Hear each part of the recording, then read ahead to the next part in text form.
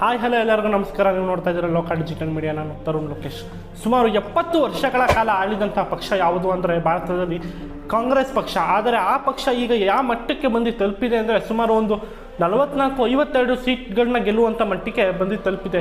ಇವರು ಮಾಡ್ಕೊಂಡಿರೋಂಥ ತಪ್ಪುಗಳಾದರೂ ಏನು, ಕಾಂಗ್ರೆಸ್ ಪಕ್ಷ ಯಾವ ಜಾಗದಲ್ಲಿ ಎಡುತ್ತಾ ಇದೆ ಅಂತ ವಿಡಿಯೋದಲ್ಲಿ ಡಿಸ್ಕಷನ್ ಮಾಡಕ್ಕೆ ಹೋಗ್ತಾ ಇದ್ದೀವಿ. ಹಾಗೂ ಜನಗಳು ಕಾಂಗ್ರೆಸ್ ಪಕ್ಷವನ್ನು ಯಾಕೆ ಈಗ ನಿರಾಕರಿಸ್ತಾ ಇದ್ದಾರೆ ಅಂತ ನೀವು ವಿಡಿಯೋದಲ್ಲಿ ಹೇಳಕ್ಕೆ ಹೋಗ್ತಾ ಇದ್ದೀವಿ. ನಮ್ಮ ಚಾನಲ್ಗೆ ಏನಾದ್ರು ಫಸ್ಟ್ ಟೈಮ್ ಭೇಟಿ ಕೊಟ್ಟಿದ್ದೆ ಸಬ್ಸ್ಕ್ರೈಬ್ ಮಾಡ್ಕೊಳ್ಳಿ, ಹಾಗೂ ಬೆಲ್ ಬಟನ್ ಮೇಲೆ ಕೂಡ ಕ್ಲಿಕ್ ಮಾಡ್ಬೋದು. ಹಾಗೂ ನಿಮ್ಮ ಪ್ರಶ್ನೆಗಳು ಏನಾದ್ರು ಇದ್ದರೆ ಪ್ರಶ್ನಿಸಬಹುದು ಇನ್ಸ್ಟಾಗ್ರಾಮ್ ಮುಖಾಂತರ ಅಂತ ಹೇಳ್ತಾ ವಿಡಿಯೋನ ಶುರು ಮಾಡ್ತಾ ಇದ್ದೀವಿ. 1954ರಲ್ಲಿ ಜನರಲ್ ಎಲೆಕ್ಷನ್ ನಡೆಯುತ್ತೆ ಫಸ್ಟ್ ಟೈಮು. ಸುಮಾರು 354 ಸೀಟ್ಗಳನ್ನ ಗೆದ್ದು ಒಂದು ಪಕ್ಷ ಗೆಲ್ಲುತ್ತೆ. 135 ಸೀಟ್ಗಳನ್ನ ಬೇರೆ ಪಕ್ಷಗಳು ಗೆಲ್ಲುತ್ತೆ. ಅದರಲ್ಲಿ ಸುಮಾರು ಪಕ್ಷಗಳು ನಿಂತಿತ್ತು, ಸುಮಾರು ಒಂದು 15-20 ಪಕ್ಷಗಳು ನಿಂತಿತ್ತು. 15-20 ಪಕ್ಷಗಳಲ್ಲಿ 135 ಪಕ್ಷಗಳು ಸಾಕಷ್ಟು ಪಕ್ಷಗಳು ಗೆಲ್ಲುತ್ತೆ. ಆದರೆ 354 ಸೀಟ್ಗಳು ಮಾತ್ರ ಒಂದೇ ಪಕ್ಷ ಗೆಲ್ಲುತ್ತೆ. ಆ ಪಕ್ಷ ಯಾವುದು ಅಂದರೆ ಇಂಡಿಯನ್ ನ್ಯಾಷನಲ್ ಕಾಂಗ್ರೆಸ್. ಆದರೆ ಅದೇ ಪಕ್ಷ 2014ರಲ್ಲಿ ಗೆದ್ದಂಥ ಸೀಟು ಎಷ್ಟು ಅಂದರೆ 44.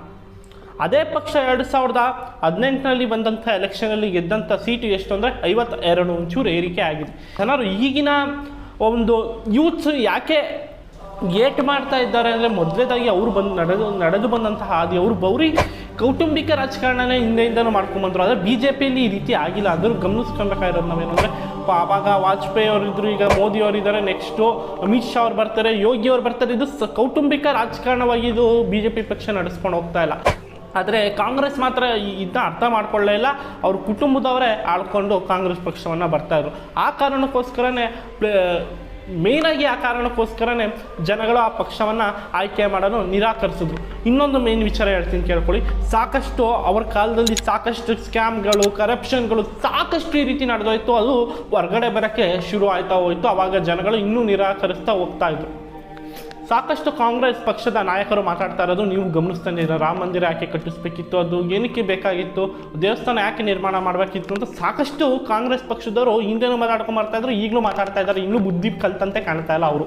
ನನ್ನ ಪ್ರಕಾರ ಇಷ್ಟು ಬೆಳವಣಿಗೆಗಳನ್ನ ನೋಡ್ತಾ ಇದ್ರು ಅವರು. ಇದಕ್ಕೆ ಉದಾಹರಣೆ ಏನು ಹೇಳಬೇಕು ಅಂದರೆ, ಅವ್ರು ಏನೇ ಹೇಳ್ಕೊಂಡು ಬರ್ತಾ ಇದ್ದಾರೆ ಅಂದರೆ, ಬಿ ಜೆ ಪಿಯವರ ಮೇಲೆ ಹಾಸ್ಪಿಟಲ್ ಯಾಕೆ ಕಟ್ಟಿಸ್ಬೇಕಿತ್ತು, ರೋಡ್ ಮಾಡಿಸ್ಬೇಕಿತ್ತು, ಈಗ ಇನ್ಫ್ರಾಸ್ಟ್ರಕ್ಚರು ಬೆಳವಣಿಗೆ ಮಾಡಬೇಕಿತ್ತು ಅಂತ ಸಾಕಷ್ಟು ಕಾಂಗ್ರೆಸ್ ನಾಯಕರು ಮಾತಾಡ್ತಾ ಇದ್ದಾರೆ. ಅವ್ರು ಅರ್ಥ ಮಾಡ್ಕೊಬೇಕಾಗಿರೋದಂತೂ ಏನು ಅಂದರೆ, ಹಿಂದೆ ಎಷ್ಟೋ ಬೆಳವಣಿಗೆ ಆಗಿತ್ತು, ಈಗ ಎಷ್ಟು ಭಾರತ ಬೆಳವಣಿಗೆ ಆಗಿದೆ ಅಂತ ಸಾಕಷ್ಟು ಭಾರತೀಯರಿಗೆ ಗೊತ್ತು.